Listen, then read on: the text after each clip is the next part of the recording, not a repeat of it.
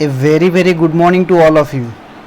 The commerce academy का income tax class series में मैं आप लोगों का स्वागत करता हूं। जैसे कि आप सब लोग जानते हैं, हम कैपिटल गेन का टॉपिक पढ़ रहे थे। उसके अंदर एक चैप्टर आ गया था आपका गिफ्ट, एंड सीधा हम गिफ्ट के बारे में डिस्कस कर रहे थे। जो भी गिफ्ट का ट्रीटमेंट है, जैसे कि हमने पढ़ा था, एम्प्लॉई गिफ्ट रिसीव कर रहा है तो क्या होगा, कोई बिजनेसमैन गिफ्ट रिसीव कर रहा है तो कहाँ पे टैक्सेबल होगा, एंड कैपिटल गेन में गिफ्ट का ट्रीटमेंट क्या होगा, ऐसे कुछ हम डिस्कस कर रहे थे। तो मैं चाहूँगा कि जितना भी हम गिफ्ट के बारे में डिस्कस किए थे, थोड़ा उससे क्विकली हम रिवाइज कर लेते हैं। उसके बाद आज का कंटेंट हम शुरू करेंगे, राइट। तो चलिए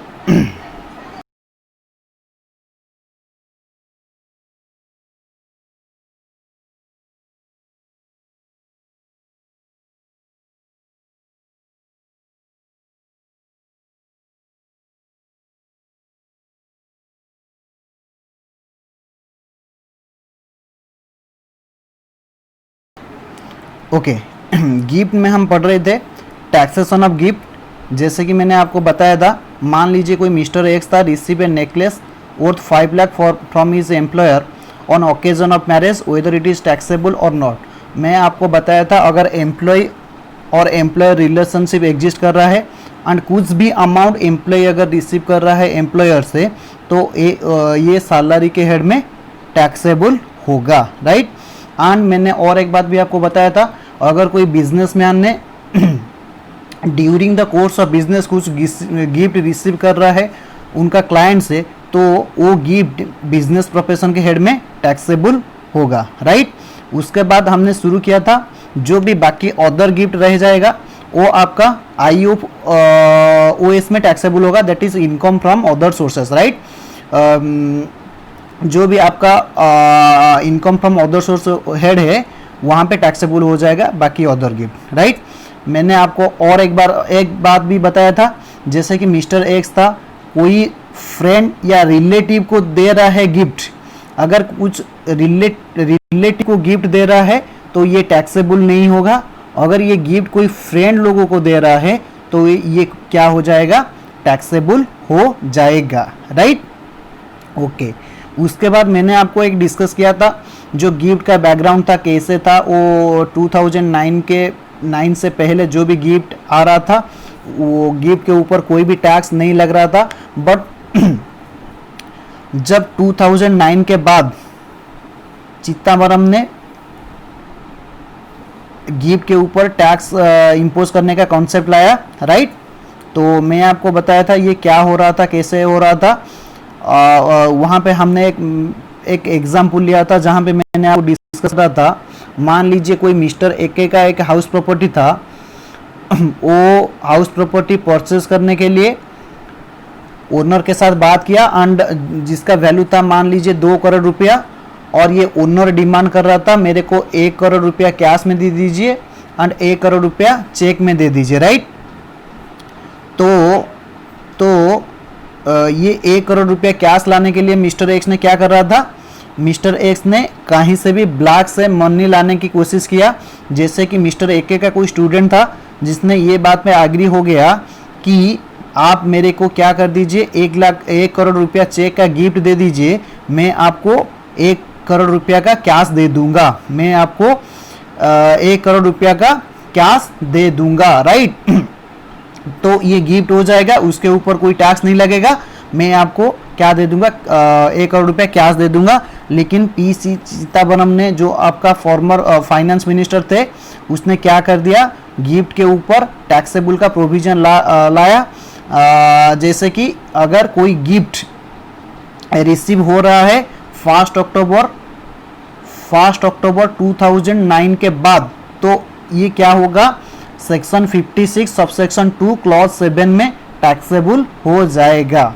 लेकिन आज के टाइम पे एक सेक्शन 56 सबसेक्शन 2 क्लॉज 10 में एक प्रोविजन आपका लेट अरुण जेटली ने लाया था, जैसे कि हम मिस्टर ID हटला ITC के नाम पे पढ़ रहे थे, राइट। अगर M स्टैंड्स पर योर था मैरिज, R स्टैंड्स पर रिलेटिव, I स्टैंड्स पर था इनहेरिटेंस, D स्टैंड्स पर था in contemplation of death. H stands for hospital, U stands for university, T stands for trust, that is both by or from trust, LA stands for your local authority. अगर यहाँ से आप कुछ भी gift receive कर रहे हैं, that is your mister ID हटला, तो उसके ऊपर क्या एप्लीकेबल नहीं होगा, सेक्शन 56 सबसेक्शन 2 क्लॉज 10 एप्लीकेबल नहीं होगा, एंड वो वाला गिफ्ट आपका क्या हो जाएगा, एग्जेम्प्टेड हो जाएगा. दैट मीन्स गिफ्ट के ऊपर कोई भी आपका क्या नहीं लगेगा, टैक्स इंपोज नहीं होगा. जो भी अदर चीज रह गया है उसके ऊपर क्या हो जाएगा, टैक्स इंपोज हो जाएगा. राइट, जैसे कि अदर में क्या आ रहा था, मैं आपको बताया था, अगर आप मनी में कुछ गिफ्ट रिसीव कर रहे हैं, क्या कर रहे हैं, मनी में कुछ गिफ्ट रिसीव कर रहे हैं. राइट, अगर आपने मनी में कुछ गिफ्ट कर रहे हैं जिसका एग्रीगेट वैल्यू 50,000 से एक्सीड कर रहा है, तो ये क्या हो जाएगा, फुल्ली टैक्सेबल हो जाएगा. मैं आपको बताया था, अगर आप ई मूवेबल प्रॉपर्टी गिफ्ट में रिसीव कर रहे हो, ये 5 वाला केस मैं आपको बताया था, ये 5 वाला केस क्या था, शेयर था, सिक्योरिटी था, ज्वेलरी था, ड्राइंग था, आर्कोलॉजिकल कलेक्शन था, पेंटिंग था, एनी अदर आर्ट और वर्क था, और क्या था, स्कल्पचर था. राइट, और एक था billion means that is your gold coin. ये 8 मूवेबल प्रॉपर्टी आप गिफ्ट में रिसीव कर रहे हो, तो आपको सेक्शन 56 सबसेक्शन 2 क्लॉज 10 वाला प्रोविजन एप्लीकेबल हो जाएगा. दैट मीन्स उस अमाउंट ऑफ गिफ्ट के ऊपर आपको टैक्स भरना पड़ेगा. राइट, जैसे कि मैंने बताया था आपको, क्या बताया था, अगर आप गिफ्ट में एग्रीगेट एफएमबी 50,000 को एक्सीड कर रहा है, तो ये फुल्ली टैक्सेबल हो जाएगा. और मैंने आपको बताया था, मान लीजिए ये कुछ भी मूवेबल प्रॉपर्टी ला रहे हो, ये गिफ्ट में नहीं है मगर लो कंसिडरेशन है. इन दैट केस अगर आपका एफएमबी माइनस कंसिडरेशन रिसीव्ड ये एक्सीड कर रहा है 50,000 को एक्सीड कर रहा है, देन आपका ये जो भी डिफरेंस अमाउंट होगा उसके ऊपर क्या लग जाएगा, सेक्शन 56 सबसेक्शन 2 क्लॉज 10 वाला प्रोविजन लग जाएगा. राइट, उसके ऊपर टैक्स इंपोज हो जाएगा. और हमने डिस्कस किया था, अगर आप ई मूवेबल प्रॉपर्टी कुछ ला रहे हो, ये वाला प्रोविजन था मूवेबल प्रॉपर्टी के लिए, ये वाला प्रोविजन था ई मूवेबल प्रॉपर्टी के लिए, मैं आपको अच्छे तरह लर्न करवाया था. और ई मूवेबल प्रॉपर्टी केस में मान लीजिए आप कोई गिफ्ट रिसीव कर रहे हो जिसका पॉर प्रॉपर्टी वाइज जिसका एसडीवी स्टाम्प ड्यूटी वैल्यूएशन जो भी है, मान लीजिए ये 50,000 को एक्सीड कर रहा है. ध्यान दीजिए, मैं आपको बताया था, यहाँ पर हम पॉर प्रॉपर्टी चेक करेंगे तो ये फुल्ली टैक्सेबल हो जाएगा. मान लीजिए कोई ई मूवेबल प्रॉपर्टी में लो कंसिडरेशन पे ला रहा हूं, जिसका क्या हो रहा है, एसडीवी माइनस कंसिडरेशन, ये 50,000 को एक्सीड कर रहा है. एसडीवी माइनस कंसिडरेशन ये वाला 50,000 को एक्सीड कर रहा है, एंड एसडीवी इज एक्सीड कर रहा है 105 ऑफ कंसिडरेशन को. ये दो कंडीशन अगर सेटिस्फाई हो जाएगा तो डिफरेंशियल अमाउंट के ऊपर क्या लग जाएगा, टैक्स लग जाएगा. और एक बात बता दो सर, ई मूवेबल प्रॉपर्टी केस में अगर लो कंसिडरेशन में आएगा तो हम 2 कंडीशन चेक करेंगे.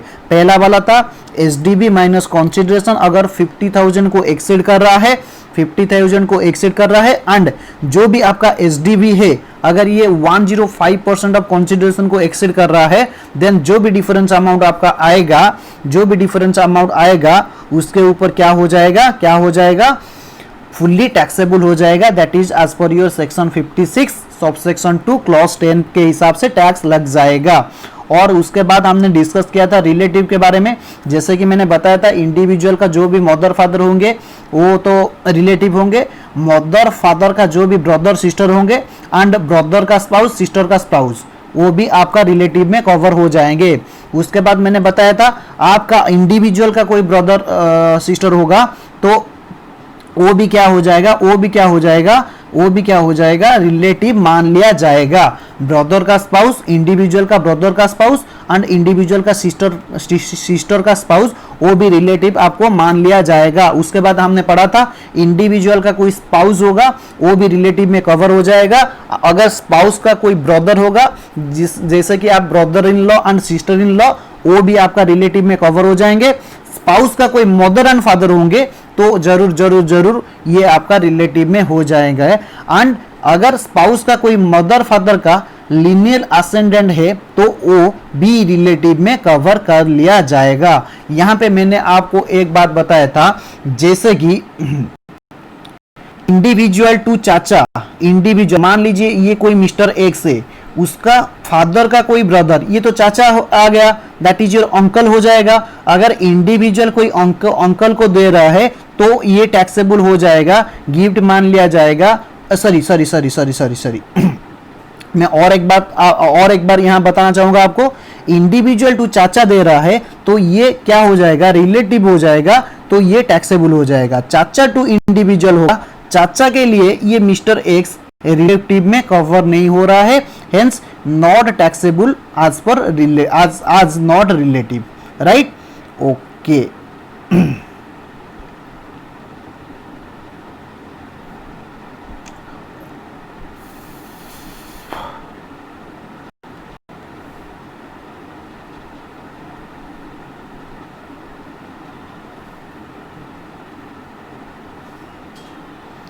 यहाँ पे थोड़ा है, ये वाला हो जाएगा अब नॉन टैक्सेबल, ये वाला हो जाएगा टैक्सेबल। अगर कोई रिलेटिव कुछ दे रहा है तो ये टैक्सेबल नहीं होगा, अगर और कोई और किसी को दे रहा है तो ये टैक्सेबल हो जाएगा। प्लीज यहाँ पे थोड़ा करेक्शन कर दीजिए, ये वाला इंडिविजुअल टू चाचा, चाचा रिलेटिव में आ जाए, सॉरी चाचा रिलेटिव में आ जाएगा, नॉन टैक्सेबल होगा। अगर चाचा कोई इंडिविजुअल को दे रहा है, चाचा के लिए ये मिस्टर एक्स क्या नहीं होगा, रिलेटिव नहीं होगा, तो उसके ऊपर टैक्स लग जाएगा। ये यहाँ पे थोड़ा मिस्टेक है, प्लीज नोट में करेक्शन कर लीजिए।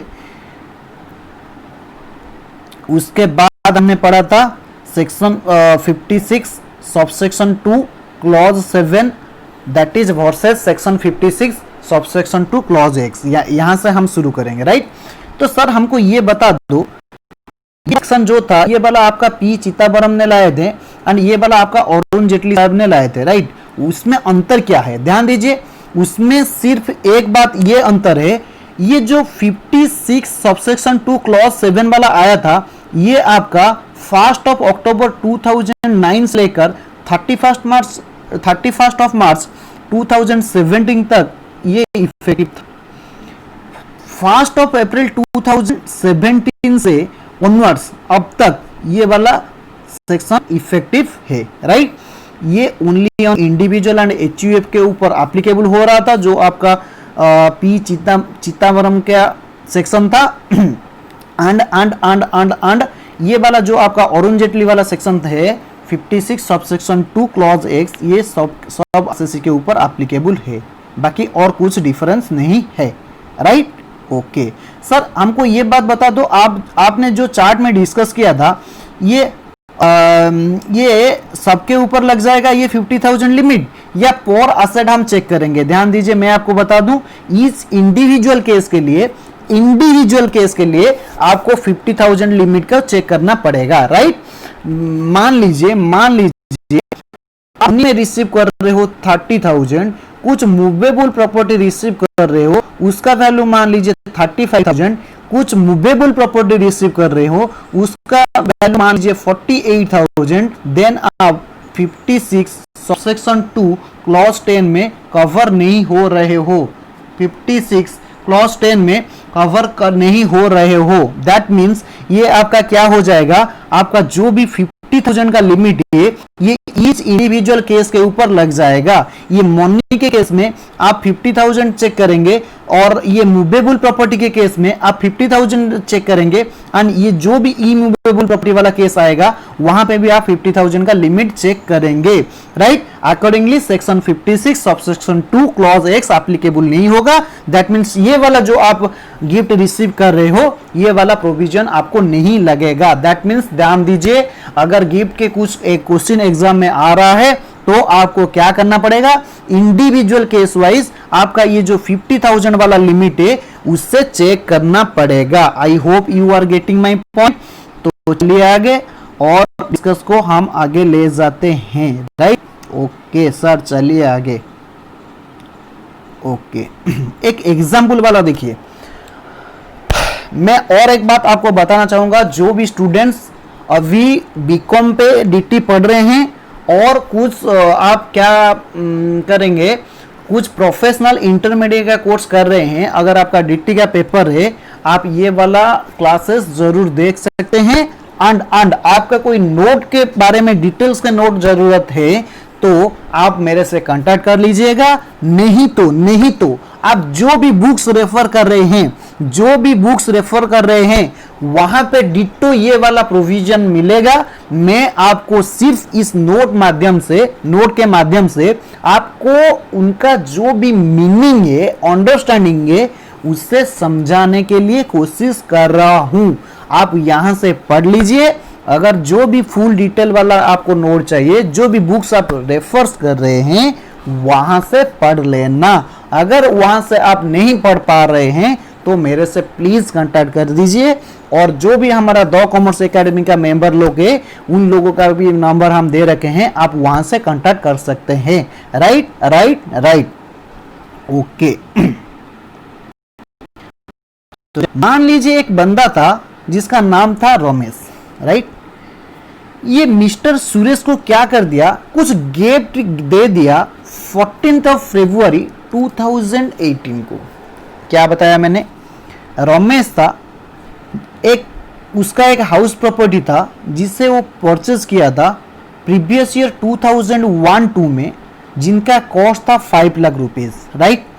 उसने क्या किया, मिस्टर सुरेश को गिफ्ट में दे दिया 14 फरवरी 2018 को ऑन डेट ऑफ ट्रांसफर। ध्यान दीजिए, ऑन डेट ऑफ ट्रांसफर। ये वाला जो आप प्रॉपर्टी था उसका स्टाम्प ड्यूटी वैल्यूएशन 40 लाख था। स्टाम्प ड्यूटी वैल्यूएशन कितना था, 40 लाख था। सर ये स्टाम्प ड्यूटी वैल्यू क्या है, मैंने आपको जब पढ़ा रहा था सेक्शन 50 क्लॉज सी, वहां पे मैंने आपको बताया था स्टाम्प ड्यूटी का वैल्यू क्या है।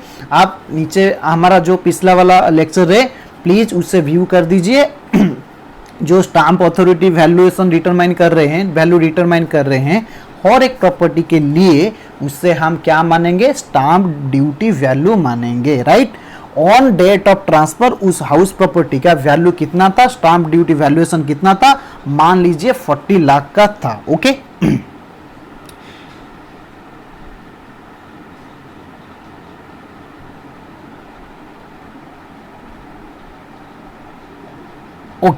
ओके मैंने आपको बताया था, अगर कोई क्या कर रहा है, हम पढ़ रहे थे section 47, that means transaction not regarded as transfer. जैसे कि आज पर चार्जिंग सेक्शन हमने पढ़ा था, अगर कोई कैपिटल एसेट का ट्रांसफर हो रहा है तो उसके ऊपर कैपिटल गेन लग जाएगा in the year on which the asset has been transfer. It means capital gain के लिए आपके पास एक कैपिटल एसेट होना चाहिए जिसका ट्रांसफर होना चाहिए। सेक्शन 47 ये बात कर रहा था, ऐसे कुछ ट्रांजैक्शन है जिसको हम ट्रांसफर नहीं मानेंगे, राइट। मान लीजिए रमेश का कुछ हाउस प्रॉपर्टी था जिसको उसने एक्वायर्ड किया था प्रीवियस ईयर 1-2 में। अगर ये रमेश हाउस प्रॉपर्टी को ट्रांसफर कर रहा है सुरेश को तो उसको गिफ्ट में दे रहा है, दैट मीन्स गिफ्ट में दे रहा है, तो उससे हम ट्रांसफर नहीं मानेंगे। ये अगर ट्रांसफर नहीं होगा तो कैपिटल गेन का क्वेश्चन नहीं आएगा। कैपिटल गेन के लिए दो चीज ध्यान दीजिए, दो चीज होना चाहिए। पहला कंडीशन, आपके पास कैपिटल एसेट होना चाहिए। दूसरा कंडीशन, ये वाला कैपिटल एसेट का आपका क्या होना चाहिए, ट्रांसफर होना चाहिए। कैपिटल एसेट का क्या होना चाहिए, ट्रांसफर होना चाहिए, राइट। तो उस केस में उसको हम ट्रांसफर नहीं मानेंगे, अकॉर्डिंगली उसके ऊपर कोई भी कैपिटल गेन का टैक्स इंपोज नहीं होगा। मैंने आपको क्या बताया, जो बाकी चीज है ये वाला IFOS में आ जाएगा, that is income from other source. पहला वाला, अगर एम्प्लॉय और एम्प्लॉयर का रिलेशनशिप है तो वो सैलरी के हेड में टैक्सेबल होगा। कोई बिजनेसमैन क्लाइंट से कुछ गिफ्ट रिसीव कर रहा है तो वो बिजनेस प्रोफेशन हेड के टैक्सेबल होगा। बाकी जो बच जाएगा ये वाला आपका इनकम फ्रॉम अदर सोर्स से टैक्सेबल होगा। इनकम, सर ये वाला चीज हमको बता दो, आईएफओएस हेड में कैसे टैक्सेबल होगा, मैंने आपको बताया ना, अभी रिवाइज किया ना, ये वाला जो चार्ट था, क्या बताया अगर मिस्टर आप आईडी हटला एंड आईटीसी, आईटीसी के बारे में हमने अभी तक डिस्कस नहीं किया है, आईटीसी के बारे में हम डिस्कस करेंगे। मिस्टर आईडी हटला हो रहा है तो उसके ऊपर सेक्शन 56 सबसेक्शन 2 क्लॉज एक्स का प्रोविजन एप्लीकेबल नहीं होगा। दैट मीन्स ये वाला गिफ्ट आपका एग्जेम्प्टेड हो जाएगा।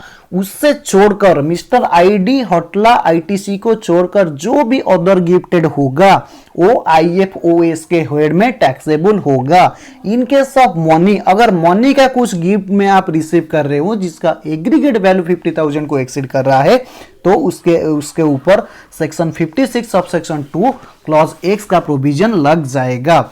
इसके ऐसे मूवेबल प्रॉपर्टी के केस में हम देखेंगे and E movable property case में हम देखेंगे, राइट। मूवेबल केस में आपका 8 केस था, जहां पे एक बात था, अगर जिसका वैल्यू 50,000 को एक्सीड नहीं कर रहा है, अगर लो कंसीडरेशन है क्या होगा, तो मैंने आपको डिस्कस किया था, राइट, मैं आपको डिस्कस किया था। एंड एक केस था आपका इमूवेबल प्रॉपर्टी, इसके हिसाब से टैक्सेबल होगा। ये वाला जो चार्ट था वेरी वेरी इंपॉर्टेंट था। और एक बात मैं आपको बता दूं, movable property movable property and cash के केस में एग्रीगेट वैल्यू 50,000 होना चाहिए था, मगर इमूवेबल प्रॉपर्टी के केस में पर प्रॉपर्टी वैल्यू का हम 50,000 चेक करेंगे, राइट। ओके सर, चलिए आगे। यहां पे एसडीबी वैल्यू कितना है, 40 लाख है, राइट। एसडीबी वैल्यू कितना है, 40 लाख है। कॉस्ट कितना है, 5 लाख है। यहां पे एसडीबी 50,000 को एक्सीड कर रहा है, राइट। मैं आपको क्या बताया था, अगर एसडीबी वैल्यू 50,000 को एक्सीड कर रहा है इमूवेबल प्रॉपर्टी केस में तो वो टैक्सेबल हो जाएगा। अगर आप लो कंसीडरेशन ले रहे हो, वहां पे 2 कंडीशन था।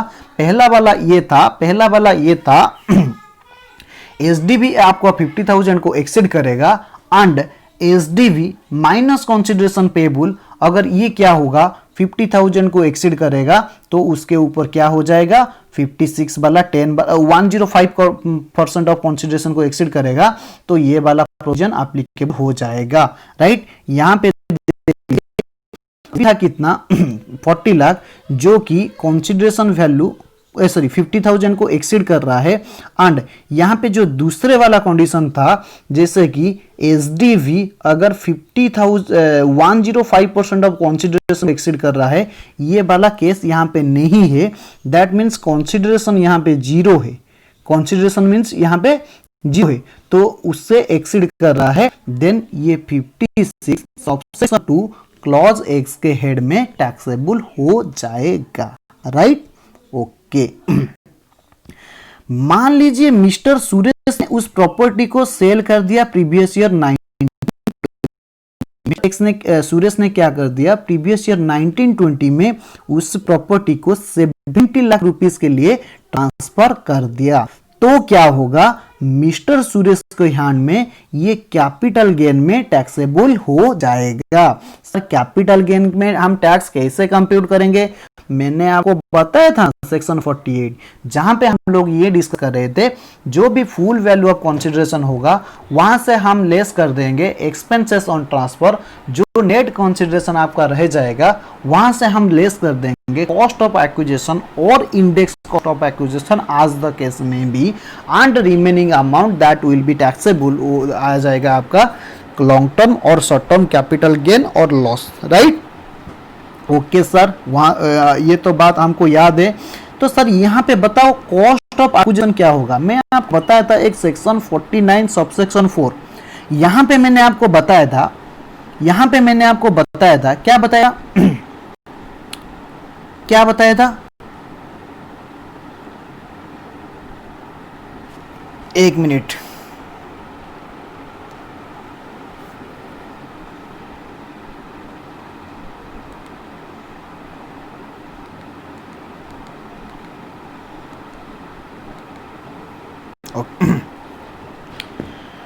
सेक्शन 49 सबसेक्शन यहाँ पे मैंने लिखा है शायद, सेक्शन 49 सबसेक्शन 4 के हिसाब से जो भी आपका IFOS हेड में टैक्सेबल होगा ना, दैट मीन्स जिस वैल्यू के ऊपर आप IFOS के हेड में टैक्स पेमेंट कर चुके हैं, वो वाला वैल्यू आपका यहाँ पे क्या हो जाएगा, कॉस्ट ऑफ एक्विजिशन में आ जाएगा। That is your according to section 49 sub section 4, right. यहाँ पे देख लीजिए, यहाँ पे देख लीजिए क्या हुआ था। 56 के हिसाब से ये वाला टैक्सेबल हो जाएगा, 56 के हिसाब से ये वाला टैक्सेबल हो जाएगा। सर हम टैक्स कौन सी वैल्यू में इंपोज करेंगे? ध्यान दीजिए, अगर इमूवेबल प्रॉपर्टी को गिफ्ट में दे रहे हो, जो भी आपका SDV होगा ये हो जाएगा आपका वैल्यू जिसके ऊपर आपको टैक्स देना पड़ेगा under the head of IFOS, right. And 49 subsection 4 ये बोल रहा है IFOS हेड में जिस वैल्यू के ऊपर ने आप टैक्स पेमेंट कर चुके हैं, ये वाला वैल्यू आपका क्या हो जाएगा, कॉस्ट ऑफ एक्विजिशन हो जाएगा for the purpose of computing capital gain if the person who gets such asset under gift transferring or selling such asset, right। जैसे कि हमारे एग्जाम्पल में सुरेश ने क्या किया था,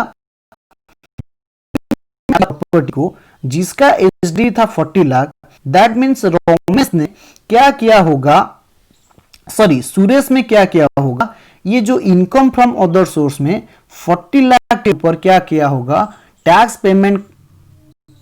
पे किया होगा। तो ये 40 लाख सुरेश के लिए कॉस्ट ऑफ एक्विजिशन हो जाएगा। मान लीजिए सुरेश उसको 72 लाख में ट्रांसफर कर रहा है, तो फुल वैल्यू ऑफ कंसीडरेशन यहां पे आ जाएगा आपका 72 lakh and cost of acquisition according to section 49 subsection 4 will be your 40 lakh and ये आपका आ जाएगा short term capital gain. Sir long term capital gain क्यों नहीं होगा? बताया ना, मैं आपको एक टेबल वहां पे बताया था कैसे हम शॉर्ट टर्म डिटरमाइन कर रहे थे, कैसे हम लॉन्ग टर्म एसेट डिटरमाइन कर रहे थे, प्लीज उसे रेफर कर लीजिए, राइट।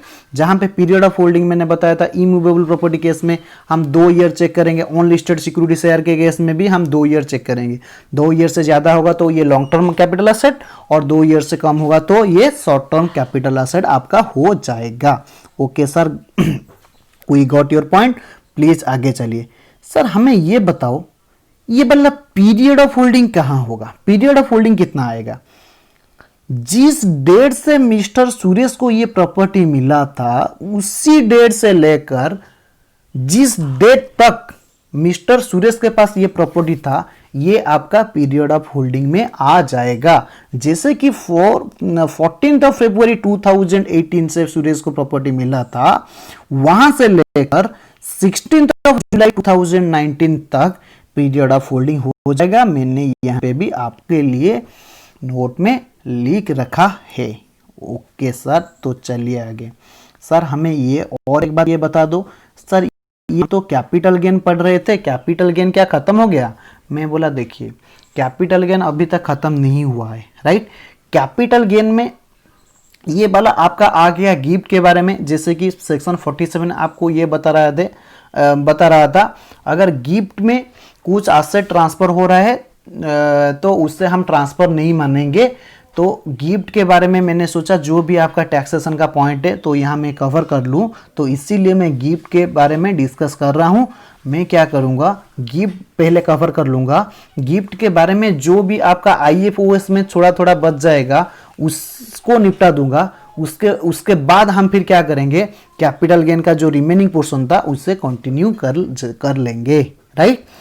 ओके चलिए सर आगे। यहां पे और एक आ गया दूसरा वाला एग्जाम, थोड़ा ध्यान से एग्जाम्पल, ये वाला थोड़ा कम का एग्जाम है। उसके बाद इसने कवर करा, मेरे को जितना याद है मैं सारे कवर कर लिया उसको। यहाँ पे सॉरी मैं यहाँ तक कवर कर लिया था। ये वाला समरी पोर्शन भी दिया था, रिपीटेशन आ गया, कोई बात नहीं, तो हो गया। ओके चलिए थोड़ा यहाँ में हो गया, तो ये मैं कर देता हूँ, हम करेंगे। शायद ये वाला मैंने कवर कर, चलिए रिवीजन हो जाएगा। जी आपका मिस्टर कमल एक बंदा था, ये क्या कर दिया, मायावती को प्रॉपर्टी ट्रांसफर कर दिया, राइट। मिस्टर कमल के पास एक हाउस प्रॉपर्टी था जो कि उसने एक्वायर किया था प्रीवियस ईयर 1-2 में फॉर 5 लाख रुपीज, राइट। ये मिस्टर मायावती को क्या कर दिया, गिफ्ट में दे दिया, गिफ्ट में दे दिया, सॉरी ये सेल कर दिया।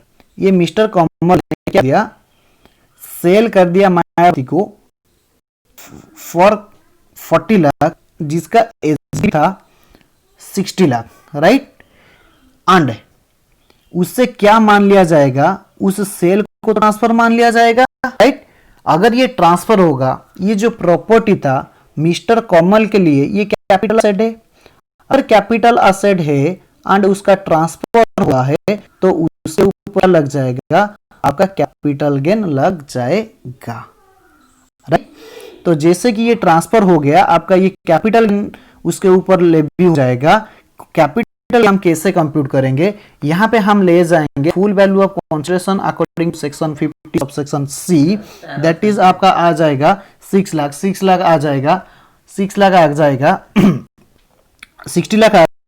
एंड आपका इंडेक्स कॉस्ट ऑफ एक्विजिशन जो है आपका ये कितना आ जाएगा, कितना आ जाएगा, जैसे कि आपने प्रॉपर्टी आपको किया था प्रीवियस ईयर 1-2 में 5 लाख के लिए, इनटू जिस ईयर में आपने ट्रांसफर किया उसका index divided by base year का इंडेक्स, राइट।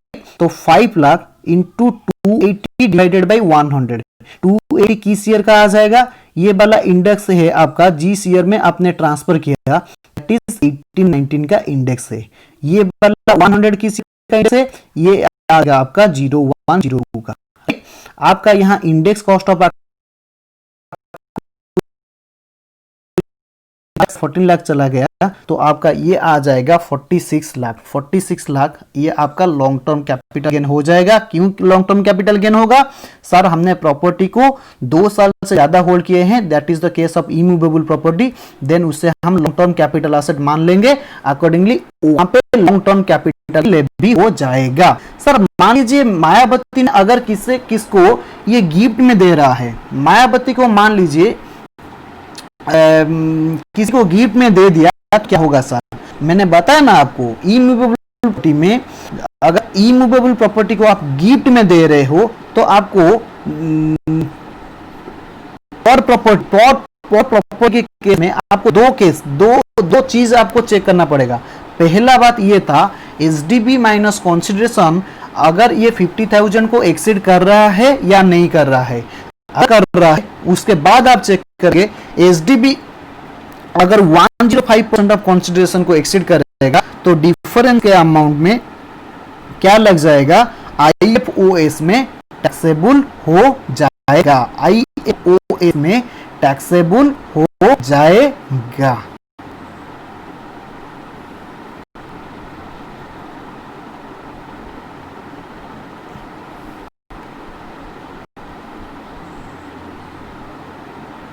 राइट मान लीजिए ये मिस्टर कमल ने मायावती को गिफ्ट देता है, तो वहां पे क्या हो जाएगा, जो भी एसडीबी होगा, मैं आपको पूरा एग्जांपल में ये बताया था, जो भी एसडीबी होगा ये आपका हो जाएगा full value of consideration, SDB हो जाएगा आपका full value of consideration minus SDB minus जितना भी आप कंसीडरेशन में पेमेंट किया।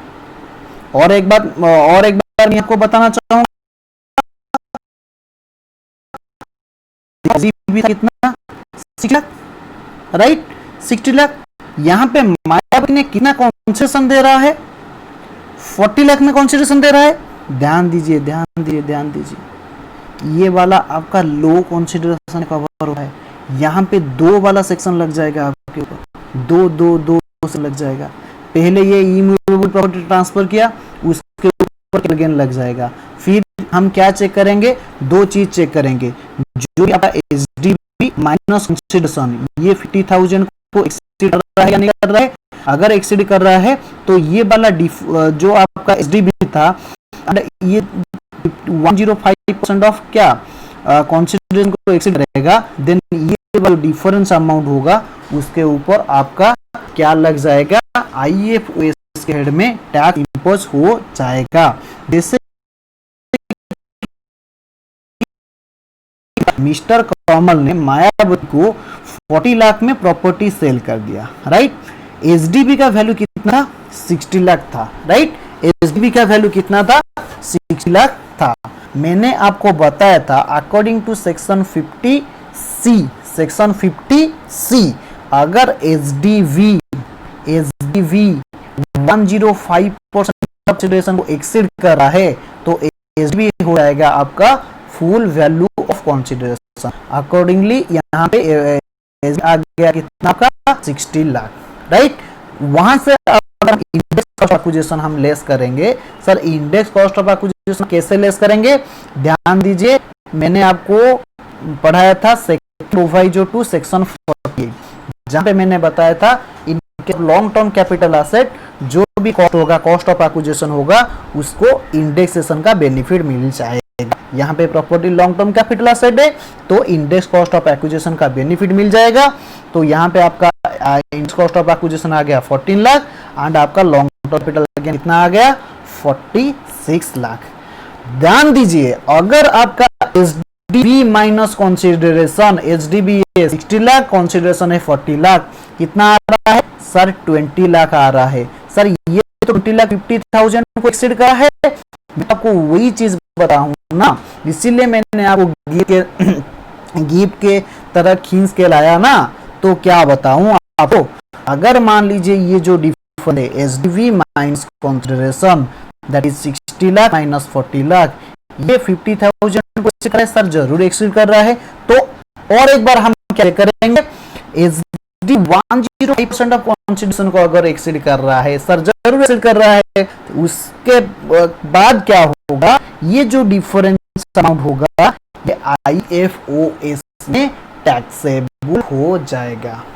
ध्यान दीजिए, मैं आपको क्या आता है, अगर आपका कोई इमूवेबल प्रॉपर्टी है, आप गिफ्ट में ना देकर लो कंसीडरेशन दे रहे हो, राइट, जो भी लो कंसीडरेशन में दे रहे हो इमूवेबल प्रॉपर्टी है, तो उसके केस में सेक्शन 50C एप्लीकेबल हो जाएगा। जो ये बात बोलता है, अगर आपका एसडीवी 105% ऑफ कंसीडरेशन को एक्सीड करा है तो such SDV will be FVOC, sir full value of consideration मान लिया जाएगा। Okay okay. अगर ये लॉन्ग टर्म कैपिटल एसेट होगा तो index cost of acquisition less होगा, अगर ये शॉर्ट टर्म कैपिटल एसेट होगा तो कॉस्ट ऑफ एक्विजिशन लेस होगा। यहां तक क्लियर सर, 50C का हमको समझ आ गया। तो सर यहाँ पे 56 सबसेक्शन 2 क्लॉज एक एप्लीकेबल है, बताया आपको 2 कंडीशन कीजिए ना।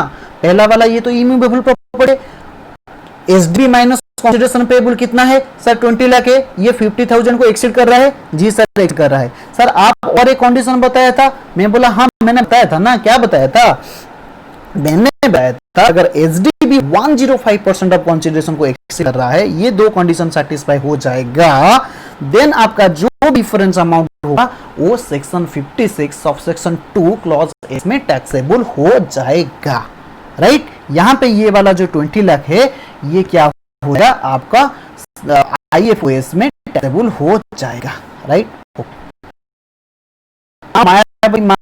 मान रहा है उसे 90 लाख में in previous year 1920, then capital gain will be calculated as full value of consideration आपका।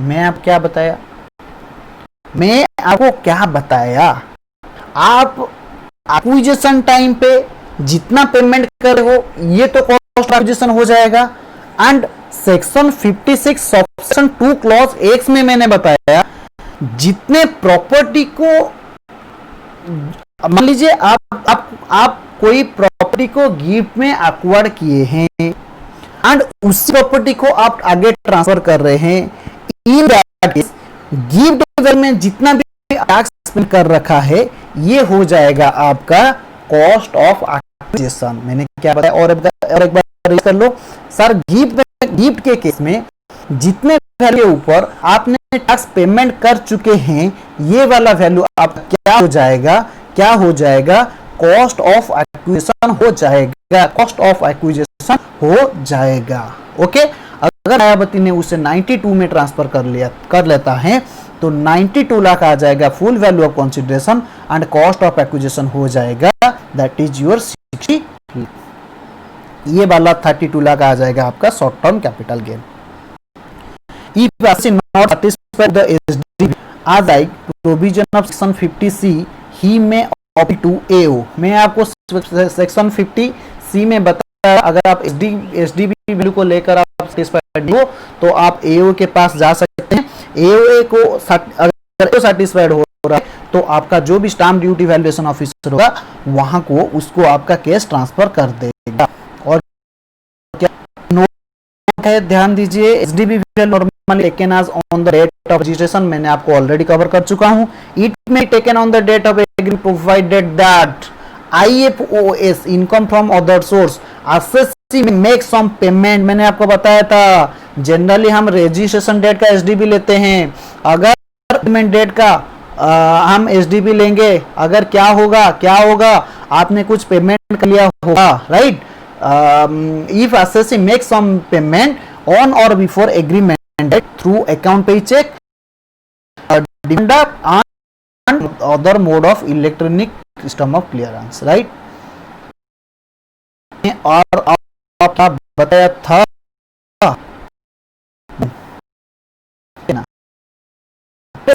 सेक्शन आपको पढ़ाया था सेक्शन 43CA।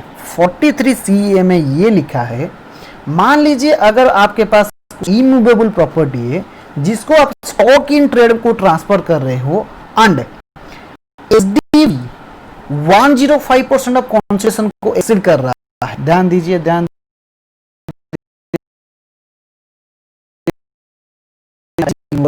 है जिसको आप स्टॉक इन ट्रेड में कन्वर्ट कर दिया, ये वाला स्टॉक इन ट्रेड अभी ट्रांसफर हो रहा है। मैं आपको क्या बताया था, स्टॉक इन ट्रेड को जब बेचा जाएगा तो क्या हो जाएगा, पीजीबीपी के हेड में टैक्सेबल हो जाएगा एंड यहां पे जो कैपिटल गेन आपका आया होगा, कैपिटल एसेट को स्टॉक इन ट्रेड को ट्रेड में ट्रांसफर करने टाइम पे जो भी कैपिटल गेन आया होगा ये कब टैक्सेबल होगा, इन the year on which such stock in trade transfer, right. मान लीजिए आपका कुछ स्टॉक इन ट्रेड को आपको ट्रांसफर किया एंड इस इमूवेबल प्रॉपर्टी का जो भी एसडीबी था ये 105% ऑफ कंसीडरेशन को एक्सीड कर रहा है तो ये वाला एसडीबी आपका आ जाएगा full value of consideration. Sir हमको कुछ भी समझ में नहीं आया, आप क्या बता रहे हो, थोड़ा पेशेंस रखिए, मैं आपको एक एग्जांपल दे रखा है, राइट। जैसे कि मान लीजिए एक लोधा बिल्डर था जिसके पास कुछ इमूवेबल प्रॉपर्टी था, राइट। ये क्या किया, सेलिंग प्राइस उस प्रॉपर्टी को 40 लाख में सेल कर दिया, मगर क्या उसका एसडीबी कितना सर 50 लाख था। क्या होगा, जब ये पीएल बना रहा होगा तो वहां पे सेल तो ले जाएगा सर 50 लाख, तो ये जीबी टैक्सेबल हो जाएगा, कोई तो दिक्कत नहीं। तो in this case also assessee में opt to AO and AO में to वैल्यूएशन ऑफिसर, जो भी आपका प्रोविजन था वैल्यूएशन ऑफिसर को ये ट्रांसफर कर देगा। मैं आपको ये बताना चाह रहा हूँ इस ट्रांसफर के केस में जो कैपिटल गेन आप आएगा ना, कैपिटल गेन कैसे कंप्यूट है, FO full value consideration minus cost of acquisition, ये वाला जो सेलिंग प्राइस अगर 105% आपका जो भी सेलिंग प्राइस है उसका 105% एसडीबी को एक्सीड कर रहा है। सॉरी मैंने क्या बताया, आपका SDB value 105% of selling price को एक्सीड कर रहा है। एसडीबी वैल्यू कितना है सर 50 लाख है, राइट। ये 105 को एक्सीड कर रहा है तो 40 लाख का 105% हो जाए आपका 42 लाख। 42 लाख 105% हो गया तो क्या होगा, यहाँ पे फुल वैल्यू ऑफ कंसिडरेशन आ जाएगा आपका 50 लाख आ जाएगा, राइट। जितना भी आपका कॉस्ट ऑफ एक्विजिशन होगा वहां से अगर आप लेस कर देंगे तो शॉर्ट टर्म कैपिटल गेन या लॉन्ग टर्म कैपिटल गेन आ जाएगा। ओके ओके, तो मैं बचा कुछ से को फिर चलूंगा कैपिटल गेन के दुनिया में जो आपका सेक्शन 51 शुरू करेंगे, राइट। तो 30 एक वीडियो आएगा जिसमें आप IAS में आपका कुछ भी आपका अभी बाकी नहीं है, क्योंकि मैक्सिमम पोर्शन जो आपका गिफ्ट था उसको मैंने कवर कर लिया। गिफ्ट के बाद में कुछ रहता है IAS में, तो मैं पहले उससे निपटा दूंगा, उसके बाद फिर कैपिटल गेन का जो भी बचा कुचा सेक्शन है उससे हम चालू करेंगे। Okay, bye bye.